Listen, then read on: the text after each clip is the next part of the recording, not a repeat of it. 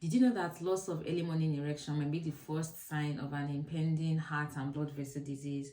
And also, erectile dysfunction is particularly common in men over the age of 40 years. Having said that, let's dive right into it. What is erectile dysfunction? Erectile dysfunction is the inability to maintain and sustain an erection necessary for a satisfactory sexual intercourse. What are the causes of erectile dysfunction? For the purpose of this video, I've divided them into three. Psychogenic cause is the first one, which is usually sudden in onset. It's usually caused by stress, anxiety, depression, previous trauma, infidelity from a partner. And the second cause is organic cause. Cardiovascular disease, a fancy name for heart and blood vessel disease, seems to be the most common cause of the organic erectile dysfunction.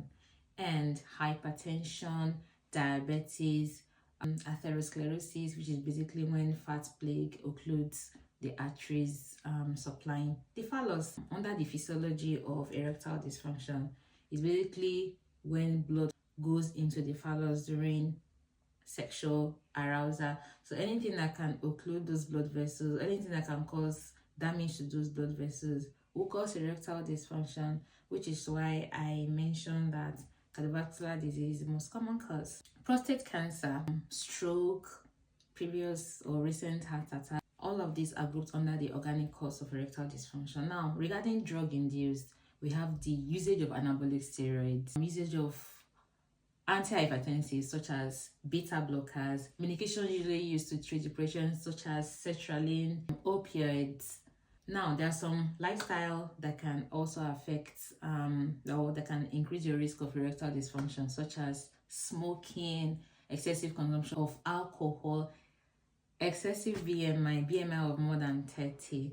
So what do you need to do if you notice you're having erectile dysfunction? You need to go see your doctor. They will take a proper history. They will examine you. They will check the phallus itself for any structural abnormality. They can also do a rectal examination in order to assess your prostate gland, and they will request some blood tests, but they will check your blood pressure and your heart rate as well in order to confirm your blood pressure is high. Now, regarding the blood test, they request a full blood count, liver and kidney function test, HbA1c to check if you've got diabetes, lipid profile, early morning testosterone, and sometimes they also request a PSA, which is a test to check if you've got prostate cancer. If you notice that your erection is not as good as it used to be, you need to go see your doctor. Did you find this informative?